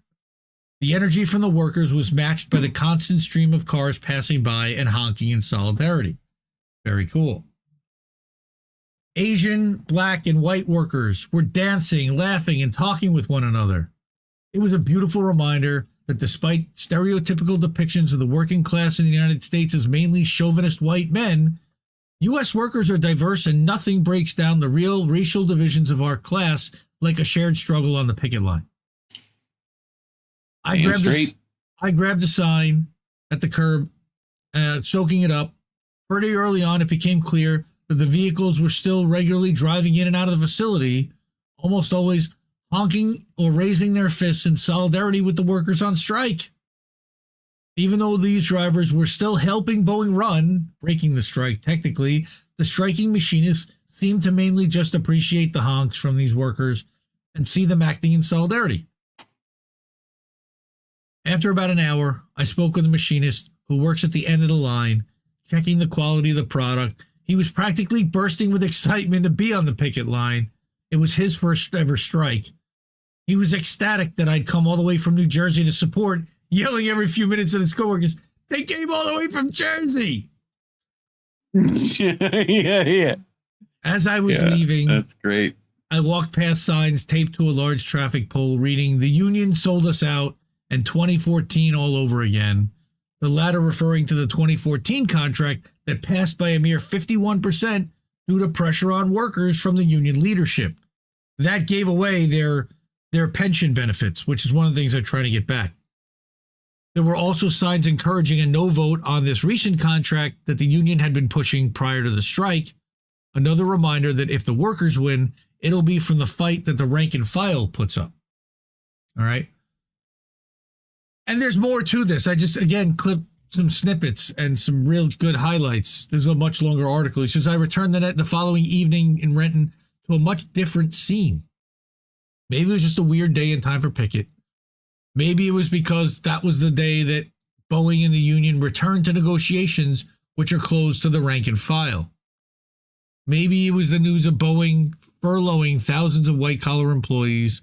Whatever the case, far fewer people were out on the picket line and the mood was much more passive.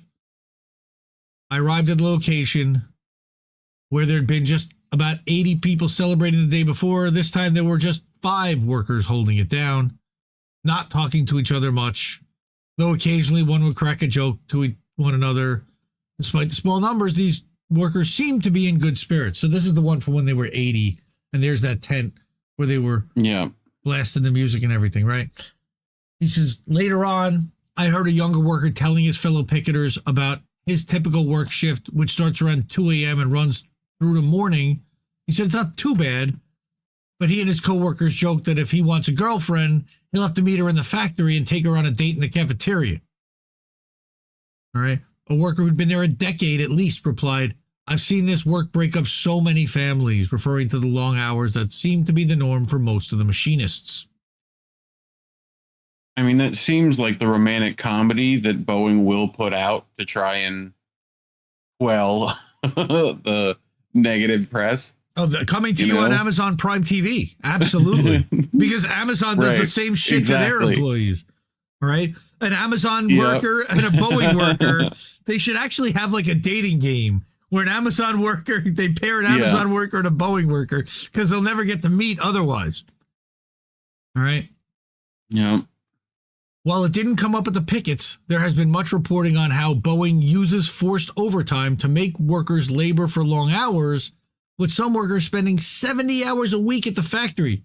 Kind of hard to picket if you're working 70 hours a week. Yeah. All right. Then yes, a rom-com, exactly, Heidi. So we'd have it would be a rom-com, or I think it would be Meg Ryan and Sleepless in a Warehouse. Yeah, exactly. Sleepless in a Warehouse. Great, you win. You win. Go home. Thank you. Thank you. All right. Because that's how they feel, I'm sure. Well, no, 70 hours a week, you're definitely going to be fucking sleepless. And they want him to they want him to sleep there too. We'll provide you a date to the cafeteria. Oh God. Yeah, until they install the vibrating collar that keeps you awake. Well, better than the exploding collar. I'll take that.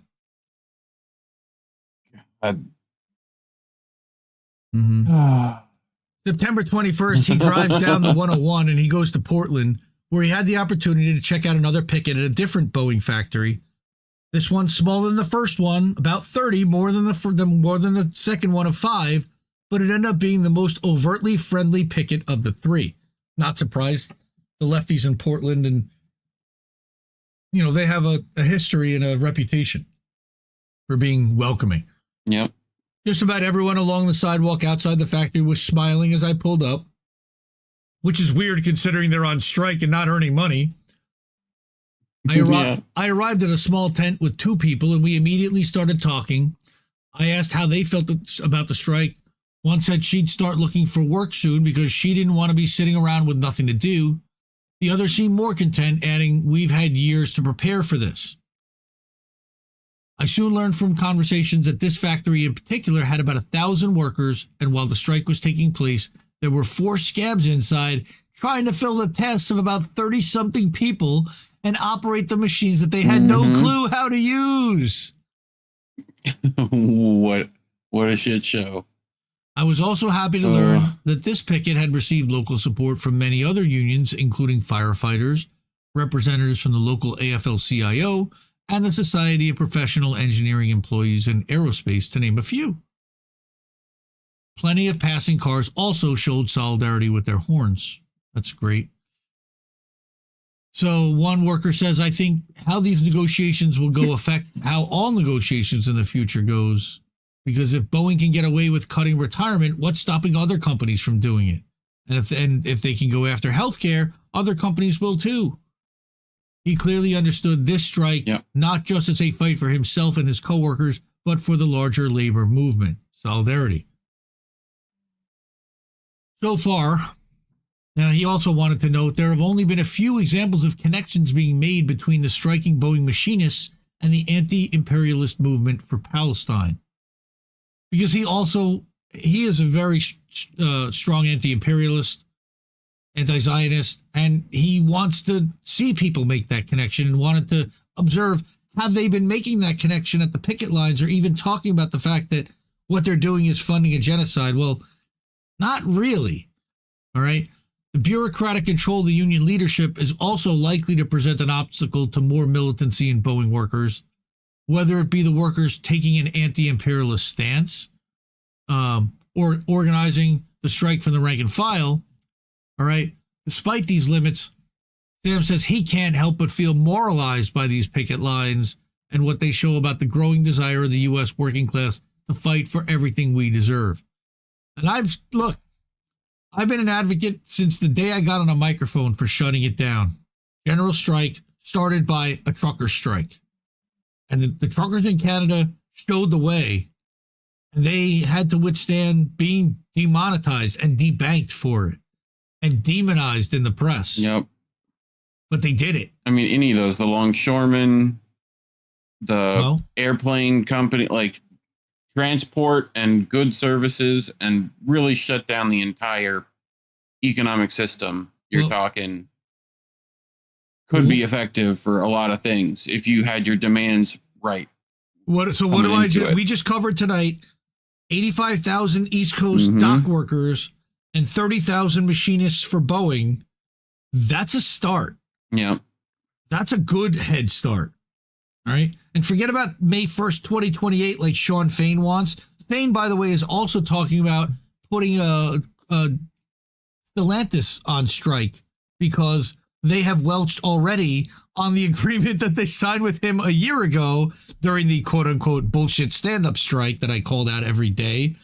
All right. But they've already closed the plant and laid off temporary workers that they said they wouldn't lay off per the contract. And how's he going to hold them accountable to that? He's not. The sit-down strike, you mean? Yeah, the only way to do that is to walk his workers off the job and start paying them strike pay. And I don't know if he's even got authorization from the workers themselves at Stellantis to do that yet. But like I keep saying, we are suppressed, we are demonetized in most places, and we certainly need your support, your dollars. And there's a bunch of different ways to do that. Best way is Cash App. They don't take any fees, and it goes right into our bank accounts within a couple days.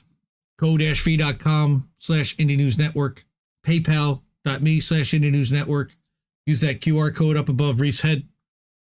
Rumble.com/C/Indie News Network. If you go to the youtube.com/IND Left News, you can leave a super chat or a tip there. There's also patreon.com/Indie News Network. And that's not to say anything of all of my own personal ones that you can also tip at Indie Media Today or at patreon.com/IND Left News and everywhere else.com/IND Left News. Okay. Well, we got through the stories I wanted to get through. I have a couple of more items really quickly, and we can get to boats. Good. We're doing well on time. All right. Well, all right. Okay. First, I mentioned Derrick Broze. We read that story about fluoride earlier. He also was stopped, like I said, at the London airport. He was trying to fly to Heathrow with his family, and they stopped him because he refused to do facial recognition ID. And he, of course, has been very outspoken against a lot of the stuff with this regime and with the current government. So it's not really too surprising the way that the UK has been harassing and detaining journalists, especially that are pro-Palestine or anti-Zionist, that they would give him the hard time. But he's now out and with celebrating, enjoying his vacation with his family, thankfully. While he was there, they also, this was Ryan Christian, Whitney Webb, and Ian Davis had the second live stream panel for the Independent Media Alliance, and they streamed it to Rumble, Odyssey, and YouTube. And it was talking about digital ID, the Foundation for Technocracy. And I was actually going to mention it and bring the Rumble version of it here. Say, everybody check this out and give it a watch for sure. It was an interesting hour and 15 minutes with the three of them. And I don't know if there was a fourth that joined them. It looks like it, or there was just a screen share. But YouTube took down that video. Yeah. So what Derrick says is the second panel was taken down. Thankfully, we have a copy on Odyssey, and there's the link to the TLAV Odyssey channel. It's also up, like I said, on Rumble. So I will link to TLAV's Rumble channel. You can see that there. Also, Shanda, wow. Yesterday, our friends in independent media phenomenally came together and supported our friend Shanda, who is battling small cell lung cancer.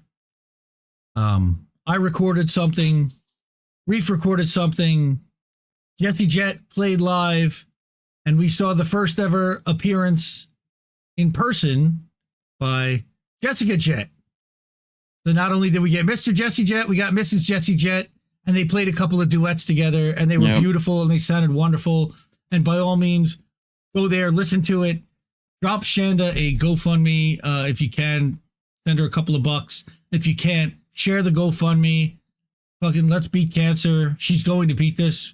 She's got a big support network and a lot of positivity behind her, including us. She got over $10,000 yesterday. She hit the 10,000 mark, raised almost $2,000, and we really appreciate everyone that's able to donate. She made an update yesterday or this morning, a long one, all right, about her PET scan and about her health journey. There is the thumbnail and all the people who participated live. And I think a lot of you in this chat know a lot of these people. Steve Poikinen from AM Wake Up and Slow News Day, and now the Independent Media Alliance. Misty Winston, who needs no introduction. Jesse Jet, Amber King from Roar Media. Fiorella and Pasta from the Convo Couch. Kit Cabello, Hardlands Media. Kevin Sandblum from Black Bear News. Manila Chan from RT. Organized by Oz the Boomer from Beauty and the Boomer and Roar Media. What an incredible event. 4 hours of I love Oz. Some of the best people in independent media standing up and coming together. Fee. Yep, we had Fee there too. And we had Jesse. So it's an American tradition. So it was an American tradition. And again, I would play this, but I know if I play 13, which is the first song he played with his wife, it'll get DMCA'd or it'll get copyright hit. So yeah, no, it was beautiful. And Kit started crying at one point.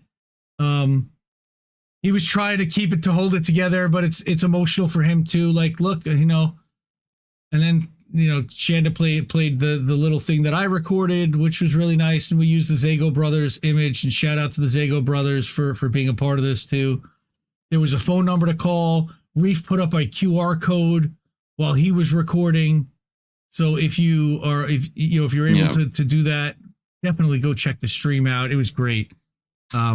We had it on in the background, even when we weren't able to participate. I had my son here, so I wasn't able to join in live, but I certainly wanted to do what we could to support Shanda, and we're here for her. So I mentioned, I referenced it earlier, but INN has once again been the victim of censorship, big government censorship.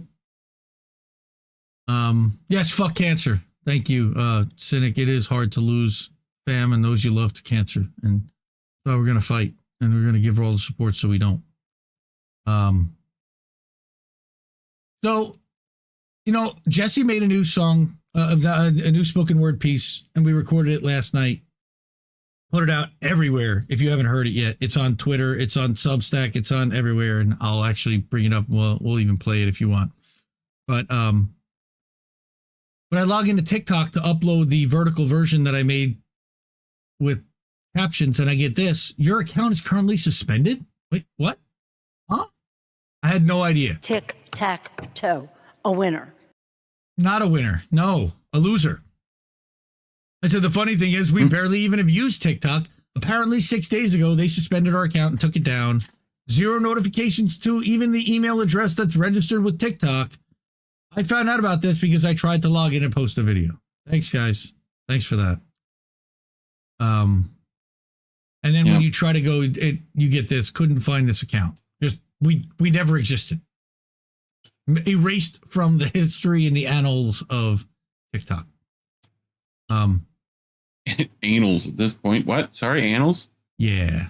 Indie Media Today is my Substack I publish pretty much daily there.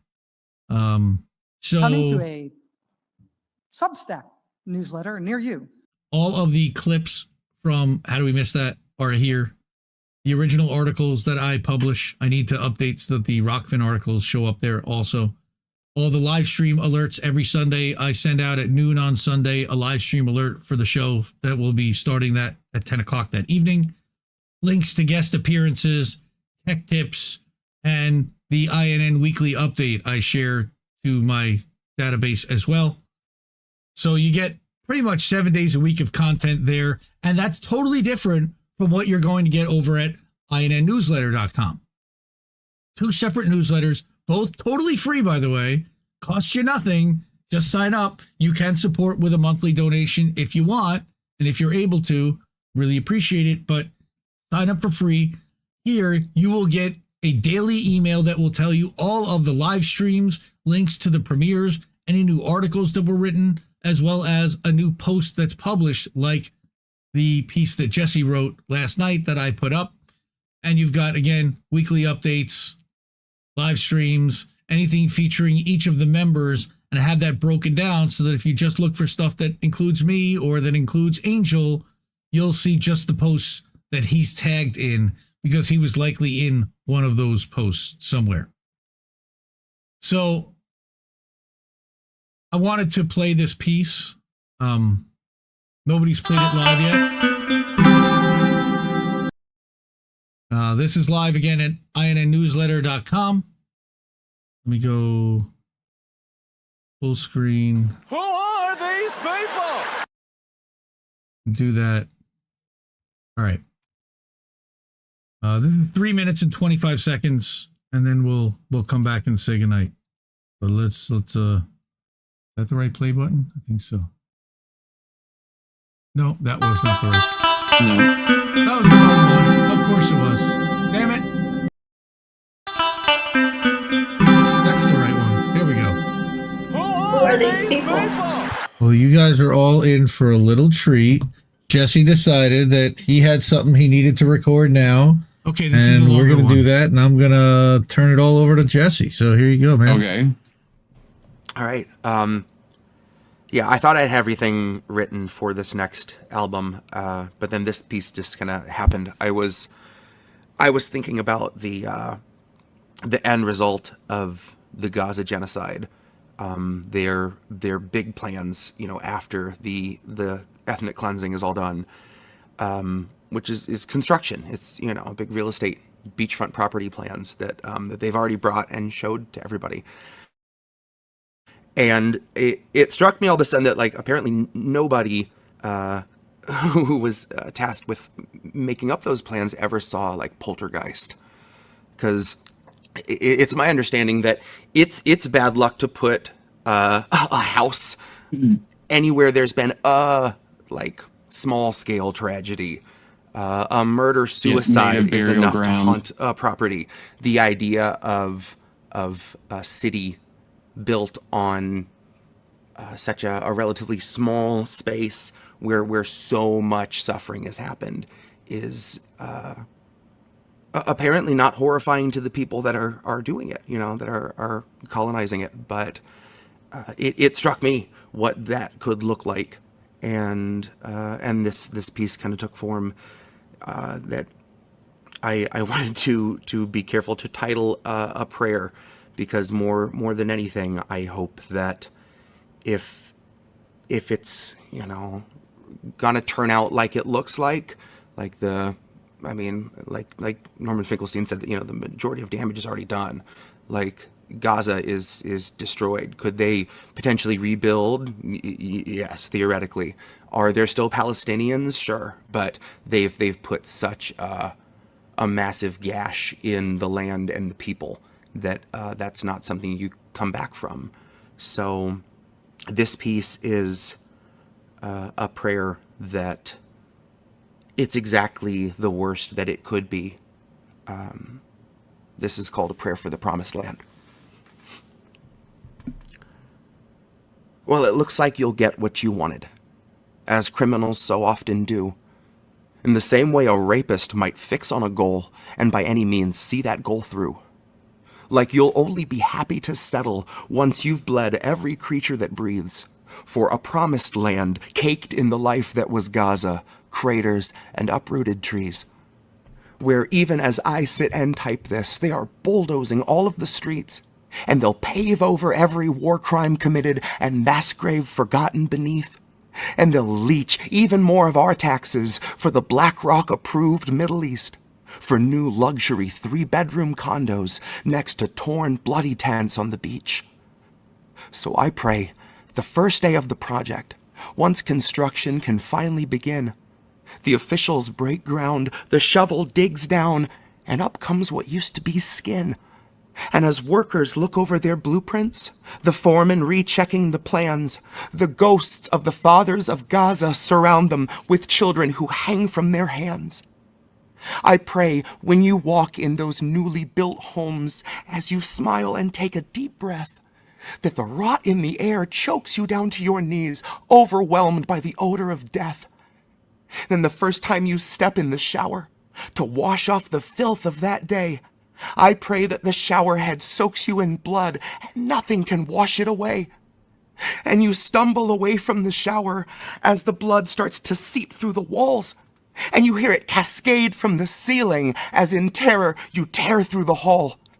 And above all your shrieks and your screaming, all of Palestine's children will call. Those who begged in the dark for the touch of their mother, a touch some had not known at all. Now, could this be your holy land, soldier? Is this where you plan to call home? You really expect to come live out your life that you ever could truly atone? There are none of you worthy of mercy who have scattered these souls to the sands. And if an IDF soldier would like my respect, he can air out his skull like a man. Or better yet, take up his arms against those who would have him bring death to these lands. And yet among you are so few objectors. Just how long till the conscience is banned? So no, I do not speak for Gaza, but I pray Gaza speaks by your bed. I don't know what went through the minds of its martyrs, but I still see inside of their heads. So I pray that they join in a choir. Pray they wail in your walls while you sleep. Pray the mothers in mourning pierce right through your core. I pray you may never know peace. You can cleanse and cleanse to your morbid content, but it will not leave things pure. So I pray, if you get what you wanted, it is all that you truly deserve. That's a prayer for the promised land.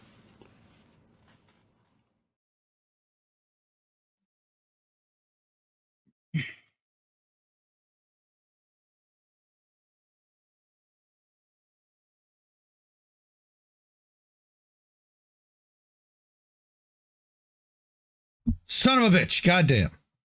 So that's Jesse. Yeah, I know. Share that. Make sure more people hear that, see that. It's powerful. I have it vertical. I have it captioned. We published that today. It's available on INN, Instagram, YouTube, Twitter, Rumble, Facebook, Substack. We've literally published it everywhere, guys. So anywhere you can share it, please do. All right. Well, and on that note, we're getting ready to go to boats, and now we can do some serious eye bleach after dealing with that heaviness. But that's amazing, and yep, yeah, we all got quiet after that. But we are gonna do boats, so we're gonna have some fun. Come back in about 10, 12, 15 minutes and support independent media. We put this up one more time. Those are the links. Support Zago Brothers, support independent media, support independent art, support INN. We really could use it. We love you all. Have a good night, everyone, and we will see you for boats.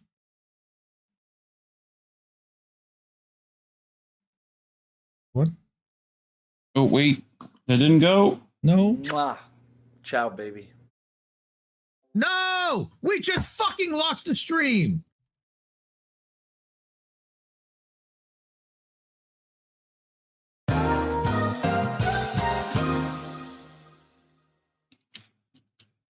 Yeah, I figured.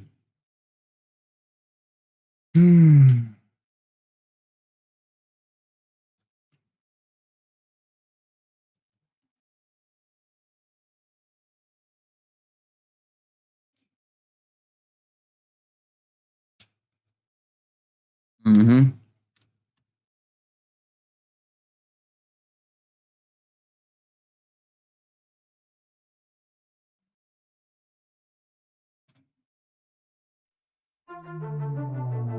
Nope. I'm gonna go pee. And then we can come back and start. I don't mind doing that earlier. We need to. Oh. That Jesse piece fucking kills.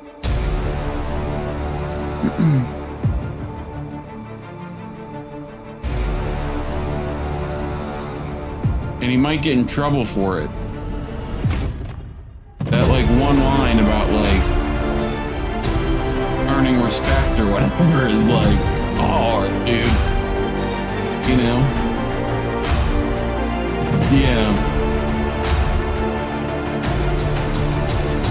You know, I think it's close enough to a line that he'll be fine, but yeesh.